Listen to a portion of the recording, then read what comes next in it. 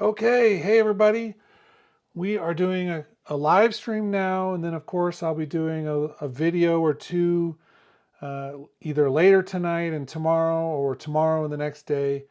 But we finally found our answer as to what is happening with Logic and the next update. The new update 10.7.5 was just released within the past hour. And I obviously dropped whatever I was doing and jumped on, got this downloaded, and I'm excited. Literally, we did a live stream last night and we were talking about some of the features we wanted, and a huge group of those features are now finally here. So we can talk about those a little bit. The two biggest ones that they're promoting here are the Smart Tempo, which is a new free record transport button, easily enables recording without a metronome. Essentially, this is a feature we had before. It's just a new packaging for it. Kind of cool, but it's a little bit better, I think, than having to do some of the other things that we were doing. And I'll show you, it comes with some new settings for it. And then we have the new gain tool, provides quick and easy adjustments to the decibel level of regions. So at the very top of the screen, you can kind of see it next to my normal record button is the free recording. And I don't want to pull up my big keyboard, but I'll just do a really quick thing here. No instrument playing, just push this button, play some MIDI notes. At the end of that, it gives you this. It says apply region tempo to project. So you can change the project. You can apply average region tempo to project. You can apply project tempo to region, or you can say don't analyze this and actually change anything. Kind of cool. So we have some stuff to mess around with and test out there. Apparently, this is the overall functionality here is a lot better, is what they're saying. The Smart Tempo analysis of audio files and recordings, so this is more the audio files than the MIDI, but have been significantly improved with a new ML-based system. So I'm going to have to figure out exactly what that entails. We'll explore that and make a video about it, I'm sure. But there's a few different things that are really cool. Like, for instance, track stacks. You can now do an additional level of hierarchy, offering more flexibility and organization within projects. So being able to stack the track stacks, we're going to look at that and see how that looks in a minute. You can do MIDI plugin recording so that you can actually take something that was in a MIDI plugin, record it into a track apparently, and then be able to edit that data without necessarily just having to adjust the plugin. We're gonna see how that looks. The 35 stomp boxes in the pedal board are now available as individual plugins, and I'll be curious to see if any of the quality of those have changed or if interfaces. Of course, we got some spatial audio things. You can now use the personalized spatial audio profiles that you create with your phone using the TrueDepth camera pointed at your ear. Cool, you know. Okay, then we have support of 32-bit floating point format audio files for playback without conversion. How many people are cheering when that one came out? I know that people talk about it all the time. I don't think that's a real workflow change for most people, but the fact that we can do that now, native support of 32-bit float. I did in the video, in the live stream last night, say that that was likely coming. Support for Ableton Link. So any hardware or other software you have that's compatible with that, cool. And then new hard-hitting presets for stereo out channel strip. Will add punch to electronic and hip-hop productions. Awesome. I mean, I'm being a little bit facetious, but cool. So those are the main new features. And let's dive in and look at a few of these right now, because I think that there's certainly some stuff to check out. So I downloaded it. It wasn't that big of a download. Obviously, this is not a major update to anything, but a small update to everything, I would say. But a few of these things, it's like I don't even fully know yet how to do with it. So let's, for instance, look at this particular tool, the gain of audio regions in Logic Pro. It looks like this is right here. It's a new tool. So we have a new tool in the toolkit. It's not like built onto the clips like it would be in Pro Tools or something where you have a little thing on there. Let's increase the size of this a little bit. Maybe not that much. But now when I'm on this tool, which if you're using key commands is G by default, and you hover over a region, it switches into this right here with like an automation, and it changes the waveform. I mean, okay, I'm down with that. Now, it doesn't do anything on my MIDI file. Not that I was expecting it to, but for audio, there we have it. So you can easily, if you have a bunch of different files out here, change the gain of each of these with this tool. Go back to the arrow tool, do the other editing or things we need to do. TG, get back to this tool, and we're back onto it. So that's pretty slick.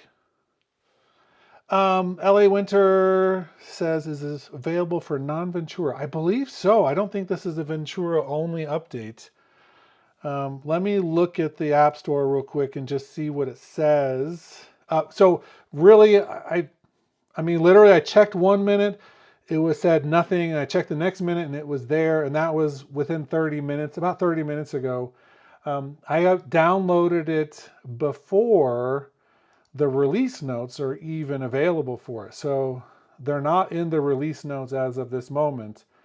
But if you do a search for it, you can find the page. Let me put this in the chat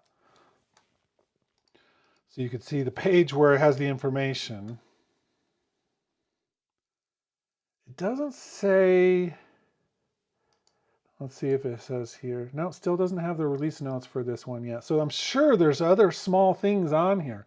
It's rare that this page is going to have everything. This is just the what's new in Logic Pro. And then the release notes will probably have a list of other things that are coming out. Yeah, and again, you'll notice that a number of people who are we're assuming are the beta testers crew who knew that this was out, already have videos made. And then there's those of us who see it's up and we just open it up and mess around with it as it comes out on day one. But let me see, I was gonna check in the App Store if it says compatibility for this. So it says, yeah, it says 1 hour ago now. Let's see if it has compatibility. And they don't have a lot of information here. I guess we'll have to wait and find out. It doesn't tell me. It says, oh, there it goes. Requires macOS 12.3 or later. So obviously with Ventura, that's 13.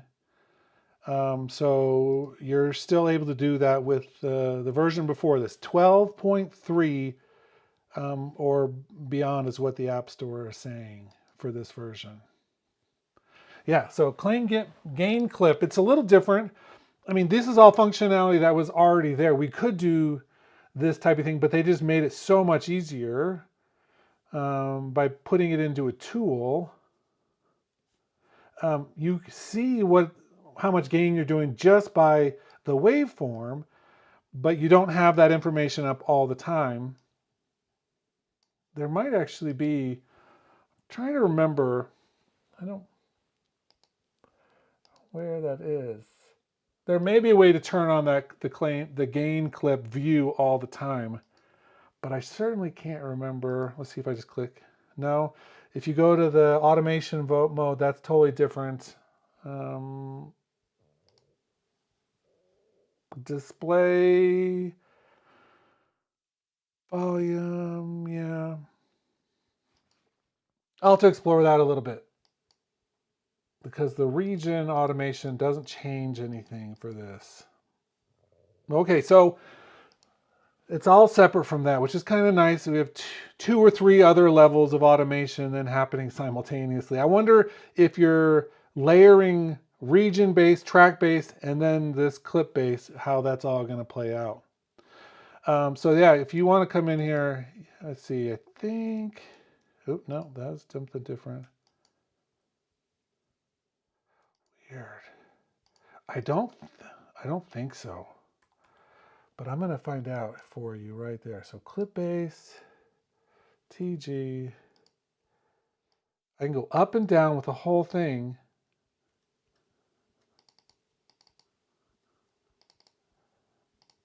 Ooh, keeps on switching out of it. I don't think so. I think that this is just one level for the whole thing. Let me go back into here and look at the Learn More tool for a second. So the gain ranges from minus 30 to plus 30 dB. And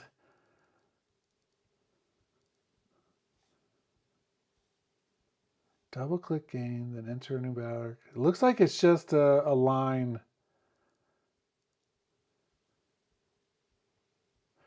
And then there's some different things for the live loops grid as well. Ooh, so this is, it's not as useful, I don't think, without that. This is just a quick and dirty overall level change, but also if we're in automation mode, for instance, we could still be doing, this type of automation or region-based automation, right? So the region-based automation is if you want to do that type of changes. And then we can just do an overall trim for the overall file. Let's see, what other stuff in the comments? Drag and drop, chord track, plugin search, none of those. Andromeda doesn't look like. Support for Ableton Link is big, Izzy Wizzy. I think that I'll be exploring more of those tools now that we have compatibility with them, because up until now, it's like, why do it? So this clip thing, that's interesting. Let's see if we have the release notes yet. Nope, still no release notes. Okay, so another big thing, of course, is all of the new amps and pedals. So it's like, for instance, we could do the Blue Echo as a standalone. Let's see. They don't let you just drag it all the way up, but it is nice, high quality image. Looks good. So, I mean, some of these I think are really interesting that we could use them separately. In the past, I've been pulling them out and using them, just using the whole pedal board, but now it's like we can put some of these just as one-off things. That's interesting. When you expand this, it like switches to higher res as it gets bigger. It's a little different approach to some of their other plugins, I think. Cool. It's like Dr. Octave. I want to be able to drop this on something. That's really awesome. A couple other, so Turtle Theory, Underwhelmed. Honestly, it's still 10.7.5. We went from 10.7.4 to 10.7.5. This is a smaller update still. This is not a big update. Estewis says, I'm confused about the spatial profiles made on iOS 16. I'll have to look at that. I don't think I have it engaged right now, but I definitely made some of those profiles. I've tested it out, and I don't notice a huge difference. It's not going to be a big difference for most people, but it's kind of cool. GarageBand and iOS have spatial. No, I don't think it does. Let's look at the track stacks. So that was something that Ellie Winter was just asking about. Let's do track stack, and we'll do it as a summing stack because this is the one that's useful. And let's put these two into a stack. Create track stack. Thank you. And let's open them up for a second. Let's put this one in the middle. So there, now one summing stack has all of that stuff plus this one in the middle down here. And then I can, I'm assuming, reorder these if I want to. Let's do 2 more of these as a track stack. Create track stack. Another summing stack with those ones, right? So now I've got these ones and this one. Let's put this one up in the middle there. Okay, so literally when they said added an additional layer of hierarchy, what they meant was one additional layer.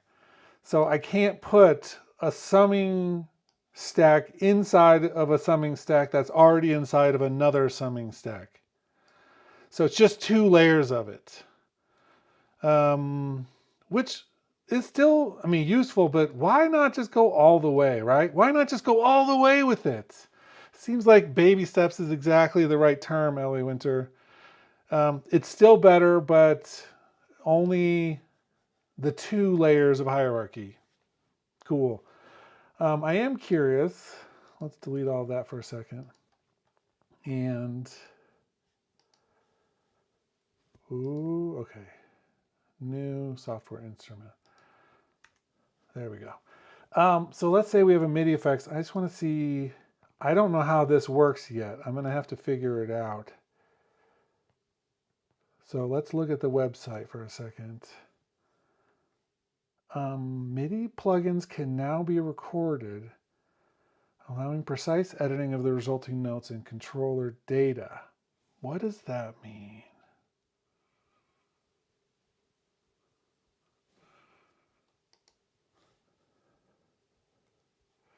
Table of contents.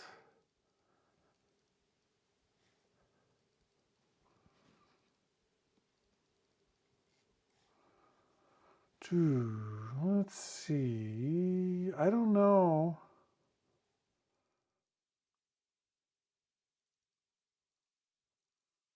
Man, I don't know how much I like this whole thing right here.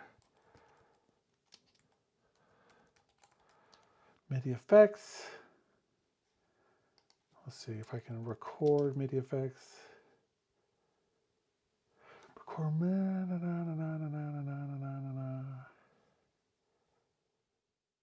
Jeez. Okay. I guess I'm going to have to dig into that a little deeper. Okay. I like what you're thinking there, Izzy Wizzy. Let's put an instrument on here because we need that. Volume down. The spacing down here looks like the font looks a little different on the channel strips as well. I don't know if that's anything, but okay.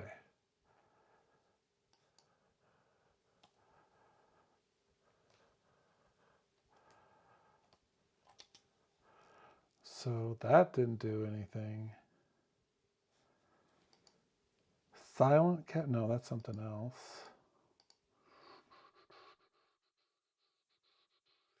Okay.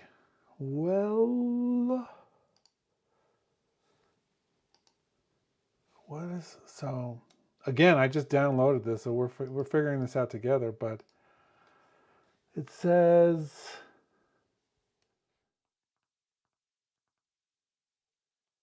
MIDI plugins can now be recorded. MIDI plugins.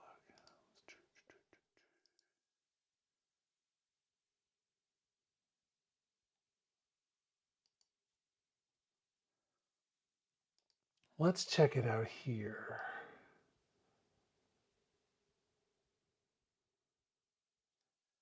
There's the audio effects, MIDI plugins.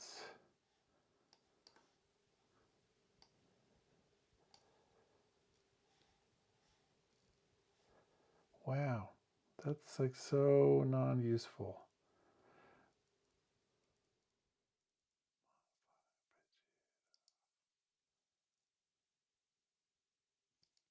Ah.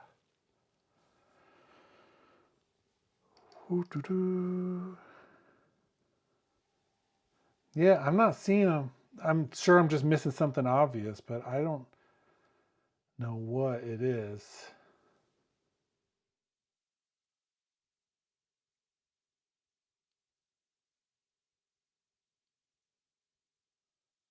Hmm.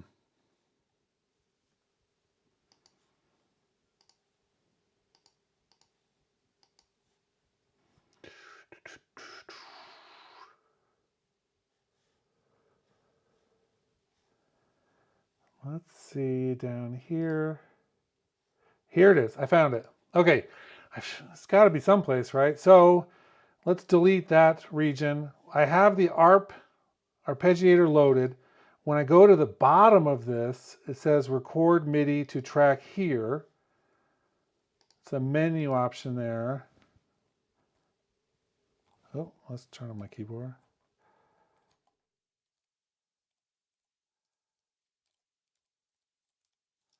And it just wrote all that data into there. Geez, let's turn off that.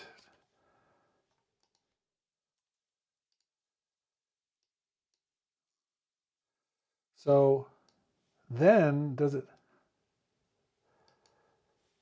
it looks like, see, there's new little, if you look over on the side, it's probably hard to see a little bit. There's now little orange arrows pointing below the arpeggiator, which means that that's where the data starts, and then everything else goes through the additional MIDI effects.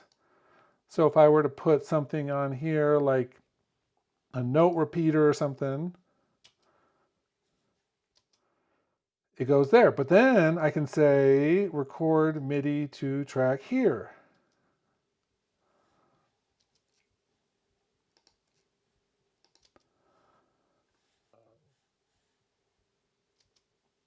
And then I'd have to re-record it.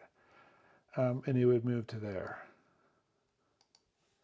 Super cool. So it's moving the data in, but you can still go back and change it. You can turn it off. It looks like this is going to be a really useful tool moving forward for that one specific thing. I'm trying to see. Those all otherwise look the same.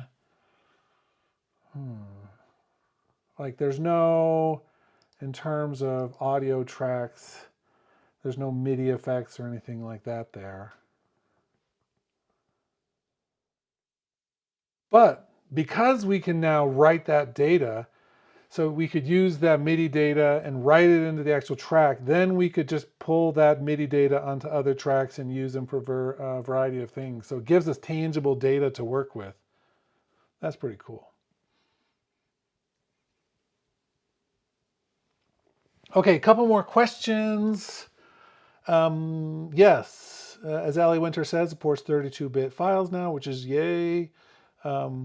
Marcello says, is it necessary to update Logic only if you did the OS update? It looks like this is still good on 12.3, previous version from Ventura, so that's great.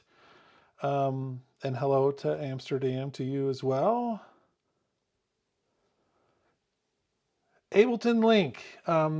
Yeah, so for instance, let's see, I'll just go to like one of the big companies for a second. I'm on my other screen. I'll move it over in a second. Ableton Link.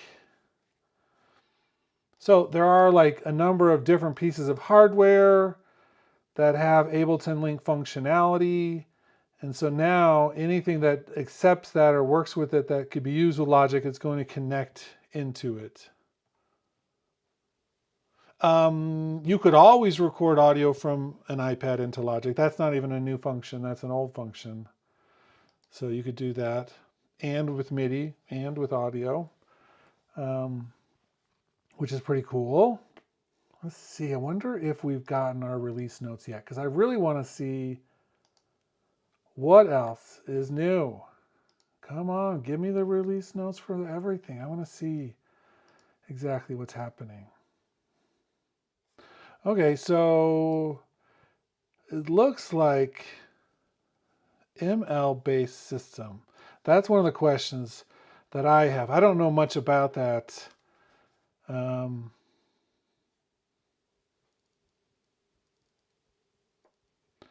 assuming, without having any information here, that ML based system means machine learning based system.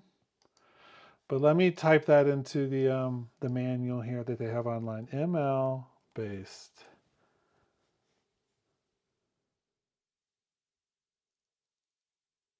Nope.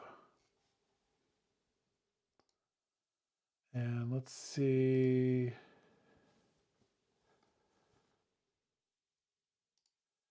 If I can figure this out someplace. So smart tempo analysis.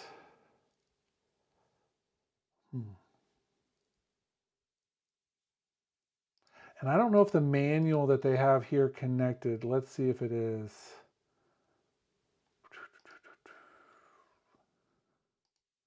If this is up for that version.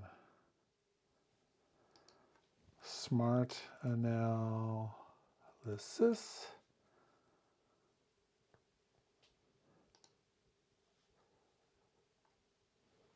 No, it looks like they're still old photos, or screen grabs, I should say. So that looks old, but let's try the PDF. Just see if they have that one updated or not. 10.7.5, it is. So that, the PDF manual looks like it's updated. So I'll have to look through and see anything else major. But until we actually get the detailed release notes, it's going to be really hard to say exactly what is there. Let's see if by any chance they've done anything with just not telling us in that basic thing. Let's do imaging. We'll do stereo spread. Okay, that tells us a lot. They haven't updated all of the plugin interfaces. Just dynamics. We'll do the enveloper. Thank you, Apple, for just ignoring some of the coolest things you have still. And then in terms of instruments, they're probably never going to update the ES1, but just thought I would look. And Ultrabeat, still the same. Okay, cool. So most of those things are all the exact same still. Yay! Okay. So let's, I'm going to pull the plug on this particular video, and then later tonight I'll either do another live stream or just release a video going over some of the things I've discovered. But I'm going to stop the stream for now, go do some other stuff, and then see what else we have in terms of updates. So hang tight, everyone. I'll be testing out some more things, think of questions, and show up for a live stream later tonight probably.